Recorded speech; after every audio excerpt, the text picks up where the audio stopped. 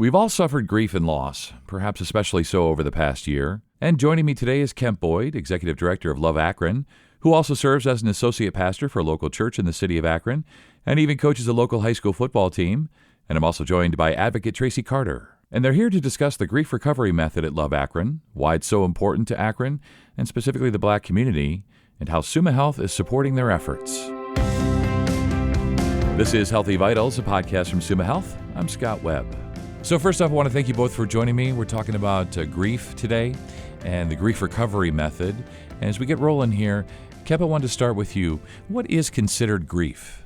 Thanks so much, first of all, for having us. It's really an awesome opportunity just to be able to come on and talk about, I think, a very serious subject. And so, your first question, I think, is an important one because I think it's what we see grief as, right? It's like the loss of someone. When somebody passes, we grieve that. But really, grief is the normal and the natural emotional response to the change or loss of any kind, including death, divorce, moving, any financial changes, health changes, relationship changes, and on, right? Grief is also the result of any unmet hopes, dreams, and expectations. But also it's the loss of any intangible concepts such as safety, trust, security, respect, faith, dignity, and hope. So I know that was a lot, but I think a lot of times when we think about grief, we really only think about death as a result of loss, but not all these other things. Yeah, there are so many things that kind of fall under the umbrella of grief, and all of us as, just humans, right? We've all suffered grief. We've all suffered loss. And along those lines, Tracy, wanted to bring you into this and ask you if you could share a personal story of grief. So I appreciate the opportunity to talk about this because the truth is we all are grievers. As you move through life, you will experience loss. And so what we are promoting is the opportunity for people to get help. When their mind, their heart helps, this grief recovery that we are passionate about will help them feel better over time. For me, my grief story is I went through a very devastating divorce, which took about 2+ years to process. And so you talk about losing. I lost the dream of a marriage, the dream of a family, honesty, transparency, peace, financial stability. For what I spent on alimony and attorney fees, I could have funded both of my kids' college education at a private institution. So going through that trauma, that pain, took a lot out of me. Pastor Kemp mentioned the emotional toll, but there's also a mental and a physical toll. After you go through the storm for a period of time, it does take a lot out of you. Again, your mind, body, and spirit is affected, and hopefully we can help people access some tools, some support to, again, make them feel better because everyone grieves. That's so true. Everybody does grieve. And Kemp, I wanted to ask you, maybe you could share a personal story of grief and loss in your own life. Yeah, I tell you what, when January 2020 came, right, it's January, so we get into, hey, Happy New Year's and the New Year's resolution. And so I think for me, I was going to just think hey, man, this is going to be the year that, man, I finally get out of debt, or I'm going to buy this home. I'm going to do these types of things. But then, March 2020 happens and everything gets shut down because of COVID. And so I just transitioned into a new place of employment. I'm leading this nonprofit here in Akron called Love Akron. And I spent maybe 5 months as far as before we were restricted, we were locked down. And man, I had these great initiatives and plans for our organization and what we're going to do. And now everything's shut down. You're not even having this ability to meet in person because the unique thing about our organization is that our value add to the city is that we're the great connector and convener that leads to collaboration with change makers. Well, if you're shut down in your house, you ain't doing a lot of connecting or convening. And so that was a loss for me for some unmet kind of expectations, if you will. Yeah, and I think we can all identify with that, right? Like we all had these plans, these dreams, whatever we imagined 2020 being. And then, as you say, as we sort of went into isolation or hibernation or whatever we're calling it, and everything, got put on hold. And, we learned some new things. We learned to be creative. Everybody learned to Zoom with their families, or even just what Zoom is, right? Yeah. And so one of the fascinating things about the work that you're doing is this grief recovery method. And I wanted to have you both talk about that a little bit and how GRM has helped you. So I will share for me, and I am grateful that SUMA, in partnership with Love Akron and the Summit County ADM Board, all are working together to try and better equip individuals across the community to have this training so that whenever someone says, I'm hurting, again, my head and my heart are hurting from some pain, we can step up and help them move through a process that's proven to work. When I went through grief recovery, I accessed it through my church, and it was a 12-week support group with a trained specialist, a grief recovery specialist. And what the grief recovery method does, it can be accessed, again, in a one-on-one or a group. I did a group. Some people do one-on-one format. And you go through different weeks of discovery, learning, and support. And the process is, the first step is to first admit that you're hurting. You make a decision to recover. Someone said there is no action without change. So you got to choose to get better. You then name what your losses are. You go back in time and identify those life events that caused you to feel sad, painful, or negative. You then start to reflect on how you handled those losses. And some of us handle loss better than most. There's positive behaviors or negative behaviors called short-term energy relieving behaviors called STIRBs. The positive is some of us, do support groups. Some of us, we exercise, we talk to a therapist. Some of the negative is some of us start to turn to alcohol. We start to get addicted to certain behaviors or situations that are not good for us. So understand how you handle those losses is important.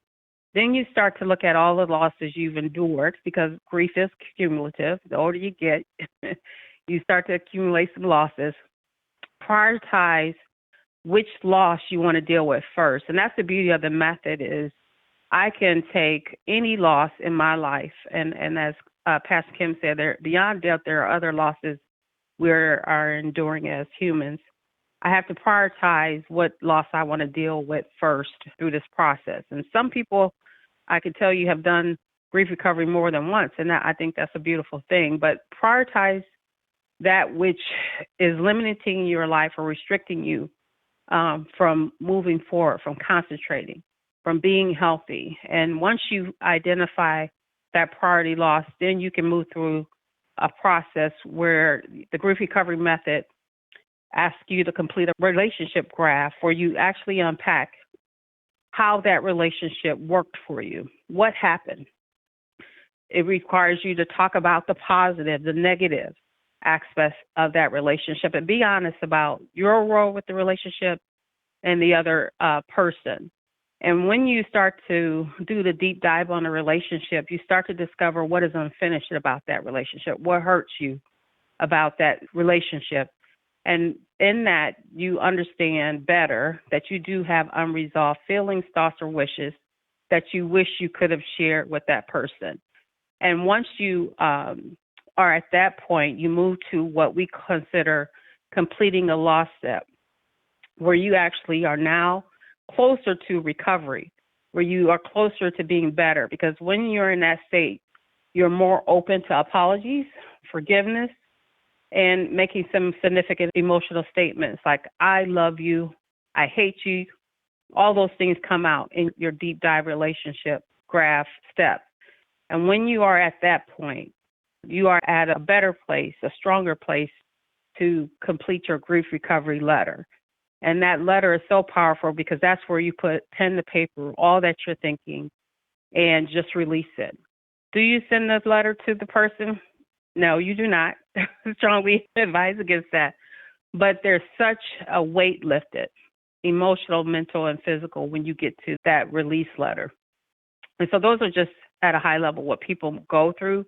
Again, when I went through the grief recovery method, I did it in a support group format. It was 12 weeks, and it's hard work. It's emotional work. It's uncomfortable work. But if you want to get better, you have to do it just to move forward in life. It requires a lot of personal work, personal growth, and I'm glad I did the work to get better. Yeah, it sounds like you definitely did the work, and it sounds like it would really paid off for you. And Kemp, I wanted to ask you, so Tracy took us through these steps in this amazing program, and what a great success story she is. Why do you believe it's so successful? I think it's successful because it kind of puts you in that position where you have to communicate, right? We learn so much the importance of communication. However, it forces you to go into this vulnerable state and being comfortable in that vulnerableness, if you will. And so I think the success of it is, for some people, you're not going through it alone or by yourself. You're going through this with a specialist. And the great thing is, I think most of the specialists who are taking people through this process, they went through it themselves, right? So you're familiar. So you can identify some of those triggers and some of the things that participant is experiencing. Man, it's so relatable for you because you've been there, done that. So it's not like you're just talking to somebody who is this quote unquote professional, but this is somebody that's actually went through the method themselves. And so they're not sitting in a seat of judgment, but they're almost sitting in a seat of patience, but also one that is saying, hey, I understand exactly what you're going through. Let's sit in there for a minute. Let's not try to rush out of it, but let's stay in that place. And I think that's one of the ways I think the method has been so successful is because of the specialist. I'm sure you're right. And whether it's, dealing with grief and loss, or those trying to recover from addiction, a lot of times having people there who've been through exactly what you've been through, it's so instrumental in helping us to deal with these emotions mentally, physically, and to recover and to get better. Don't you think so, Tracy? Absolutely. And I agree with Pastor that the method is powerful because it requires you to communicate a lot with yourself. A lot of us have to be honest about what happened, how we're feeling, and what we need to do differently to get better. So having honest communication among ourselves, I think, is one of the most powerful parts or steps in the process. It is a process that people have to understand. You can't rush it. You have to approach it with honesty, patience, vulnerability, as Pastor said. And I think because of those things, I think a lot of people get better by following the method, which is available across the world. Anyone who is willing to do the work, put in the time, can move through the method. I will tell you that the hardest step, I think, for most people when they move through the method is when they have to sit and reflect upon their losses through life. When I did the method, I may have had to reflect back on 45 years of my life and to go back to childhood and like, oh, wow, that was a loss, and Right. recognize it. We moved. We had a pet die. I mean, I had a friend leave me. Those were all losses that I never was aware of, but as I said before, grief is accumulative. So the method does teach you to be more aware as we move through life. Loss is normal, and there are ways to deal with it, those losses, in a more healthy way, a more respectful way for yourself and for whomever you're trying to complete or move away or toward. That's what I think is powerful about the method. Yeah, it sure does sound powerful. And Kemp, I wanted to talk to you about, basically who can participate. Sounds like just about anybody who suffered grief or loss or trauma, which is really all of us. And also wanted to ask, why is it important to encourage African American men in particular to participate? Man, that's a really great question. Yeah, everybody can participate that is willing to go through this process, right? And really process their grief on multi different facets or levels that they go through it. I particularly think this is important for African American men because I think we need to know that it's okay, right? We need to know that it's okay for us to acknowledge our grief and our hurts. Because I think for so long, and I'm going to speak for myself being an African American male, I think we were brought up and taught this kind of, man, just grit your teeth and bear it, right? Just kind of get over it, right? Like, Rub some dirt on it. absolutely. Like, yeah, just Yeah, rub some right. dirt on it, keep on moving. Yeah. It's part of life type of thing. And hey, you're a Right. man, so be a man. So this is what men do, right? But what was happening, I kind of equate it to whenever you go by a trash can that's kind of overflowing, sometimes our initial reaction or response is not to actually take the trash out. What we do is that we put our foot in it and we smush it down to make more room. And I think for us as African American men, that's how we've lived emotionally. Like, we suppress and we continue to push down, if you will, our feelings more to make more room and to build more capacity. Thus suppressing, thus going back to what Tracy said before, where that grief, it starts out as grief, but it spiraled into other things now. Now my depression is up. My anxiety is up. Now I have a full-blown mental health situation now, right? And I'm using substances to cope with something that, man, all I had to do was just go and seek that resource or that information. And I think right now it's just so pivotal. Even when I look at where we live at, the suicide rate, if you will, amongst African Americans is at an all-time high in our city. And I do think one of the reasons for that is because we are dealing with some unresolved grief because we have suppressed it over the course of years. And you just heard Tracy say, man, she went back 45 years. Like, man, what does that look like to look back over 45 years of your life? Because there's things that we have been willing to forget or thought we forget or thought that we have gotten over. But here's the thing. The method gives us an opportunity to say, hey, there's nothing wrong with me. And man, I have an opportunity to get the help that I need in order to be better, not just for myself, but for my family, and not just for my family, but for my community. Yeah, that's such a great analogy. And I think for a lot of men, a lot of us, we were taught as kids that there's no crying in baseball. Like, it's just a part of life. Your dog died, your friend moved away, we're moving schools. Tracy, like as you say, I'm 52, and I think back, I've just been sort of, all these things are flooding through my head as I'm listening to you speak, and I'm going all the way back myself, and I'm starting to add it up. Well, this happened when I was 4, and this happened when I was 7, and it's a lot. It's pretty overwhelming. But as you said earlier, we can take them one at a time. We can prioritize. Okay, I'm going to deal with the loss of that pet today. Like, that's the next thing on my list, right? Absolutely. And it's a method, it's a process. Once you go through it, you can use it for the rest of your life. And I'm excited about that. I wish I had this understanding, awareness in my 20s, 30s, but we are here. And so Kemp and I, in partnership with the Suma family, Love Akron, ADM, we're all trying to, again, equip more people across our community with this education and training so that wherever they are, be it in the home, the workplace, the faith-based setting, community rec center, if these specialists come across individuals who are hurting, who say, I welcome help, I welcome emotional support, they can walk them through this process. Now, we know that grief recovery is just the first step. It's the first conversation many need to have about their emotional and mental health wellness.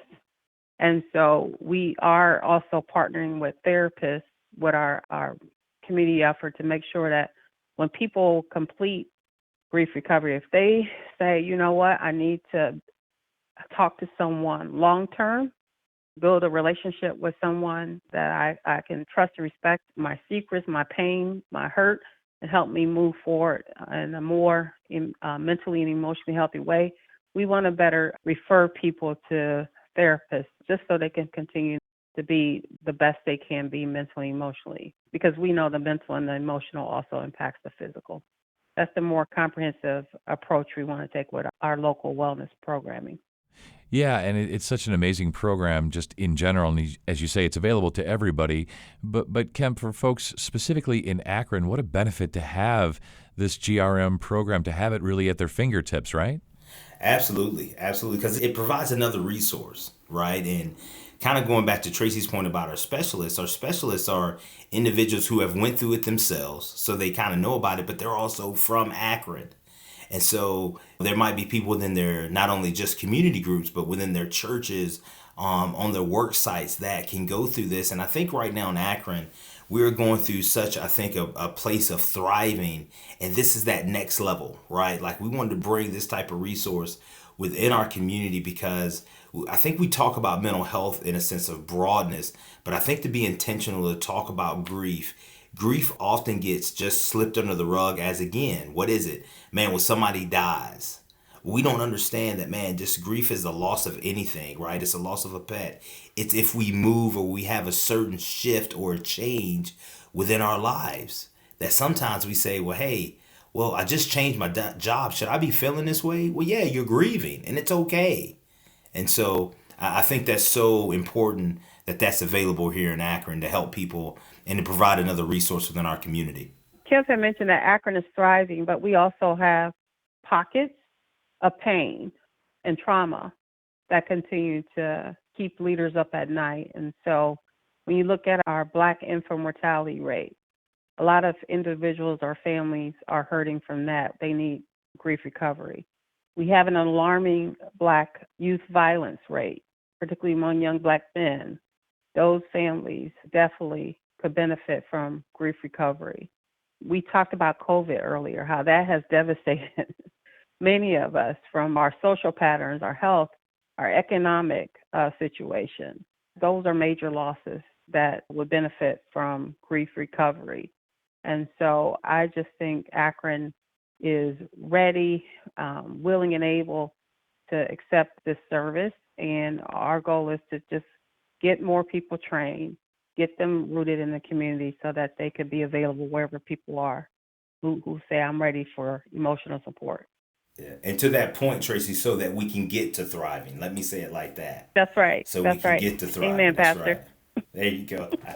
Let's get to thriving. I love that. I could see that on a T-shirt if you don't already have those made. Yeah, because the reality is many people are just surviving. Wouldn't it be nice to get to thriving? Mm-hmm. And to make that shift, my gosh, there's a lot of focus or support that needs to be on that mental and emotional piece of us, that physical piece. And this is one tool that we're activating to move people from that state, surviving to thriving. I love it. Absolutely. That's going to be my takeaway today is that let's get to thriving, But as we wrap up here, Kemp, I want to give you final word here.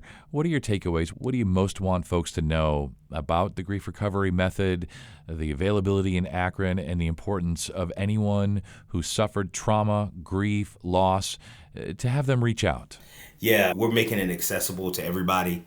If you go to our website, www.loveakron.org, and just click on the menu button, you'll scroll down to About. And in our About is the grief recovery method.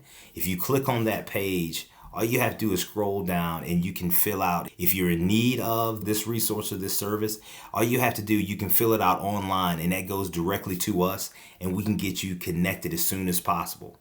And so that's what we want people to know. We're making this as easy as possible for people to access this resource just at their convenience and when they need it. And so it's going to be there again. Our website is loveakron.org. Go on it, click on the About tab or the menu, then go to the About tab and you will see the grief recovery method. And so this is the time for us to go from just surviving to now thriving, because that's what 2020 was for us, right? We're just trying to survive the pandemic, right? And each and every day. But now it's time for us to turn that page and go to thriving. I have to say, Kemp, you are very inspirational. Tracy, you are so knowledgeable, so passionate. I want to get to thriving, and people can do that at loveakron.org. I feel like we could speak all afternoon, but we're going to wrap it up, and I'm going to thank you both for being here, and you both stay well. Hey, thank you. Thank you. Learn more by contacting Love Akron at loveakron.org or calling 330-384-8124 or by email at mhw@loveakron.org. And if you found this podcast to be helpful and informative, please share it on your social channels and be sure to check out the entire podcast library for additional topics of interest. This is Healthy Vitals, a podcast from Summa Health. I'm Scott Webb. Stay well, and we'll talk again next time.